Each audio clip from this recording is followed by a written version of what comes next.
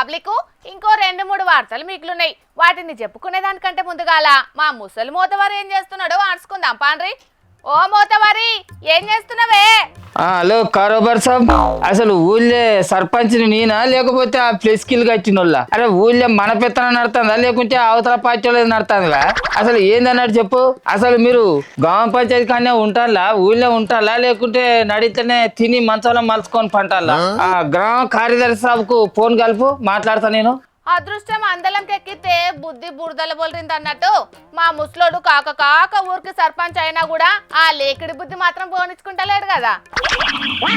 Hello ఏమ్రా, ఊరు పొడుగుతా మీ party place kilo కట్టినందుకు మీకు అంత దమ్ము ధైర్యం ఎవరు ఇచ్చిర్రా? ఏ నుంచి వచ్చిరా పీకైర్రీ? రేపు పొద్దుటి వరకు ఊళ్ళో ఒక్క ప్లేస్కి కూడా కాని రావద్దు నాకు. మరి ఒళ్ళు చింతపండు అయితే మజాకు చేస్తారా మీరు? ఎక్కడ చూసినా ఊళ్ళే మా పార్టీ ప్లేస్ కీలు, నా ఫోటోలు ఉన్న ప్లేస్ కీలు తప్ప ఏ పార్టీ వాళ్ళవి కానీ ఏ ఫోటోలు ఉన్న వాళ్ళవి కానీ కాని రావద్దు. పీక్ పారేది ఏంది ఏంది? నువ్వు సర్పంచ్ అయినంత మాత్రాన ఊరేమన్నా నీ అయ్యే జాగిరా ముసలోడా? నీ ఒక్కని ఫ్లెక్సీలే ఉండాలని ఫోన్లలో వార్నింగ్లు ఇస్తున్నావు. మా అయ్య జాగిరు కాదే, నేల ముచ్చుదానా నా జాగీరు. ఎందుకంటే నేను ఈ ఊరికి సర్పంచ్ని. ఊళ్ళో నా ఫోటోలు ఉన్న ప్లేస్ కిల్ తప్ప వేరేటోళ్ళ ఫోటోలు ఉన్న ప్లేస్ కిల్ కాని రావద్దు. మా పార్టీ ప్లేస్ కిల్ తప్ప వేరే పార్టీల ప్లేస్ కిల్ ఊళ్ళో ఒక్కటి ఉండద్దు. పీకి పారేయాలి. ఇది నీ వెనకటి కాలం కాదు ముసలోడా.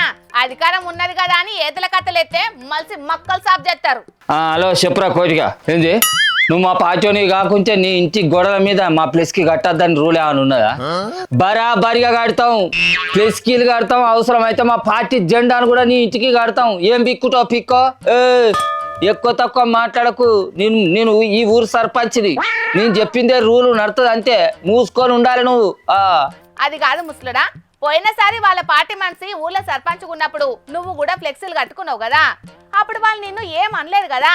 ఇప్పుడు నువ్వు ఇటువంటి లంగ కథలు పడడు పద్ధతేనా చెప్పు? ఇదే మా పద్ధతి. వాళ్ళేం చేస్తారు, నువ్వేం చేస్తావు. ఇప్పుడు అధికారంలో ఉన్నది మేము చేసిందే న్యాయం, మేము మాట్లాడిందే చట్టం. అయినా నువ్వెందుకే బాగా ఎగురుతావు? మా పనులకు అడ్డం వచ్చిర్రు అనుకో. అడ్డం వస్తే ఏం చేస్తారయ్యా? ఏం చేస్తావా? అడ్డగోలుగా మాట్లాడినా మాకు అడ్డం వచ్చినా అడ్డంగా నరుకుతాం, చెప్పుతోడి కొడతాం, పిర్రల మీద ఎర్రగా కర్ర కాల్చి వాతలు పెడతాం. ఏం నా వెనక మరి ఎవరు లేరు అనుకుంటున్నావా? వచ్చి తాళ్ళు తుప్పిరిగాని అనుకుంటున్నావా? నేను ఒక్క ఫోన్ వచ్చిందనుకో, మా ఎమ్మెల్యే సారు కుయ్యి అనుకుంటా కారు వేసుకొని నిమిషంలో ఇక్కడ ఉంటాడు. మా పవర్ ఏదో తెలుస్తే నీకు? అడ్డంగా నరుకుతాం, చెప్పుతోటి కొడతాం, గుడ్డలు ఊడదీసి కొడతామని నీళ్ళక బల్పు మాటలు మాట్లాడితే జనాలు వచ్చే ఎలక్షన్ల నాటికి ఏం చేయాలనో వాళ్ళు చేసేది చేస్తారు. అది కూడా యాద పెట్టుకో. ఎవ్వరు ఏం చేసినా ఎన్ని కథలు పడ్డా 5 ఏళ్ల దాకా మేమే ఉంటాం. ఇప్పుడు నాకు అధికారం ఉన్నది, నాకు నచ్చినట్టే చేస్తే నాకు ఇష్టం ఉన్నట్టే మాట్లాడతా. ఎవరేం చేస్తారే? అరే పిల్లగాళ్ళు, ఊళ్ళే నా ఫోటోలతో ఉన్న ప్లేస్ కిల్ తప్ప వేరేటోళ్ళ ఏ పార్టీ ప్లేస్ కిల్ ఉన్నా కూడా వాటిని పర్ర చింపాలి. మీకు ఎన్ని బిస్కెట్ల పాకెట్లు కావాలన్నా ఇస్తా, ఎన్ని కూల్ డ్రింక్స్ కీసలు కావాలన్నా కూడా ఇస్తా, తాగుర్రి. కానీ ఊళ్ళో మాత్రం అన్నిటి పీకి పారేయాలి, అన్ని చింపేయాలి. సరేనా? ఓ తాత, అది పద్ధతి కాదే, ఇది ప్రజాస్వామ్యం. ఇక్కడ ప్రజలే రాజులుగా ఉండాలి, వాళ్ళ ఇష్టాలనే పాలకులుగా మీరు గౌరవించాలి. అంతేగాని మేమే రాజులం కదా అని మీకు ఇష్టం ఉన్నట్టు మీరు చేసుకుంటూ పోతా అంటే జనాలు తిరగబడ్డనాడు మీరు బయట తిరగకుండా అవుతారు. యాది పెట్టుకో. అరే నువ్వు కూడా బాగా మాట్లాడతాను మీద. ఒక్క నిమిషం ఆగు, మీ పెద్ద సార్ హనుమంతన్న ఒక ఫోన్ చేసి మాట్లాడతా. అదో హనుమంతన్న నమస్తేనే. అరే ఎవర్రా అంటవేంది? అరే నేను జోరుదారు రాముల్నా. ఇప్పుడు ఈ వార్తలు చదివే పొల్ల మా పార్టీకి అనుకూలంగా ముచ్చట్లు చెప్తలేదే. పొద్దుడి కల్లా ఆ కుర్చీ నుంచి లేపి పారేయాలి, పీక్ పారేయాలి, దీన్ని నా కొలువులు ఉంచద్దు. అరే మాకు చెప్పేందుకు నువ్వేమని విరానంటవేంది? అరే నేను రాములుగా.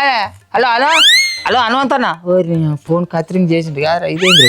నువ్వు చెప్తే ఇనేటోళ్ళ కాడ నడుస్తాయి నీ ఆటలు గాని, ఎక్కడ పడితే అక్కడ ఎవరి కాడ పడితే వాళ్ళ కాడ ఆడకు. అట్లనే ఊళ్ళో జనాల కాడ కూడా ఆడకు. తేడా వస్తే మొక్కలు ఇరగదంటారు మరి.